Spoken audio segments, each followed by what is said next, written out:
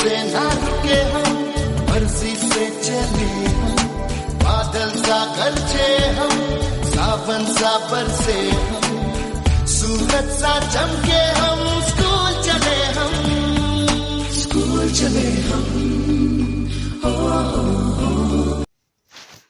बच्चों, आज हम पढ़ रहे हैं तीसरा वाला पाठ, सकारात्मक विचारों के आधार।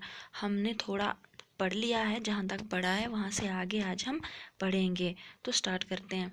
मोटे तौर पर अच्छे व आशाजनक विचार सकारात्मक विचार। तो मोटे तौर पर अच्छे व आशाजनक, आशाजनक होता है उम्मीद से भरे हुए जो ख्याल होते हैं, उनको हम सकारात्मक विचार कहते हैं, यानी कि पॉजिटिव। तथा निराशा व दुख से भरे विचार नकारात्मक विचार कहलाते हैं। और जो विचार, जो हमारे ख्याल दुख से भरे हुए होते हैं, उन्हें हम नेगेटिव कहते हैं, यानी कि नकारात्मक विचार कहते हैं। देखो नीचे वाली लाइन, मान लीजिए आपसे एक कांच, कांच का अर्थ क्या होता है? शीशा। कांच का गिलास टूट गया, तब यदि, यदि का अर्थ होता है अगर, आप इस प्रकार होता है इस तरह सोचें कि ओहो मैं कितना मूर्ख हूँ। मूर्ख का अर्थ होता है बेवकूफ़। तो यदि आप इस प्रकार सोचें कि मैं कितना बेवकूफ़ हूँ, मुझे तो हमेशा ही नुकसान होता है, तो मुझसे तो हमेशा ही नुकसान होता है, अब तो मुझे डांट पड़ेगी। इससे तो अच्छा था कि मैं पानी ही नहीं पीता। तो ये क्या होती है? ये है नेगेटिव थिंकिंग। यदि तो आप नकारात्मक विचारधारा रखते हैं। इसके विपरीत, इसके अपोजिट, इसके उल्ट, यदि अगर आप ऐसा सोचें कि मैंने तो सावधानी से पानी गिलास में डाला था, फिर भी अगर गिलास हाथ से छूटकर टूट गया तो कोई बात नहीं, नया गिलास आ जाएगा। अच्छा हुआ कि कम से कम कांच तो हाथ में नहीं लगा, वरना खून भी निकलता और दर्द भी होता। ये सारी बात जाकर सच सच माँ को बता दूंगा, भला वो सच जानकर मुझे क्यों डांटेगी। यह है सकारात्मक विचार।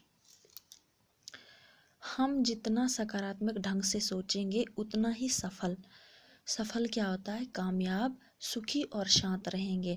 अर्थात हम जितना भी पॉजिटिव ढंग से, तरीके से, अच्छे तरीके से सोचेंगे, उतने ही हम कामयाब होंगे और सुखी भी रहेंगे। अनेक बार लोग कहते हैं कि हम चाहकर भी व्यर्थ, व्यर्थ का अर्थ क्या होता है? बेकार विचारों से बच नहीं पाते। तो बहुत बार लोग कहते हैं कि हम चाह कर भी बेकार के, फजूल के ख्याल या सोच से बच नहीं पाते। अच्छे विचार टिकते ही नहीं, और अच्छे विचार जो होते हैं वो मन में टिकते ही नहीं। इसके विपरीत, इसके अपोजिट, इसके उल्ट, ना चाह कर भी, ना चाहते हुए भी भयावह, भयावह क्या होता है? डराने वाले, चिंताजनक, चिंताजनक होते हैं टेंशन देने वाले, वह दुखद, दुखद क्या होता है? दुख देने वाले विचार हमें घेर लेते हैं। और इसके उल्ट क्या? ना चाह कर भी डराने वाले और टेंशन देने वाले और दुख देने वाले विचार हमें घेर लेते हैं। और इन विचारों से हम स्वन्य, स्वन्य का अर्थ क्या होता है? खुद ही पीड़ा पहुंचाते रहते हैं। तो पीड़ा का अर्थ क्या होता है? तकलीफ। तो इस लाइन का अर्थ ये हुआ कि इन ख्यालों से हम खुद ही अपने आप को तकलीफ पहुंचाते रहते हैं।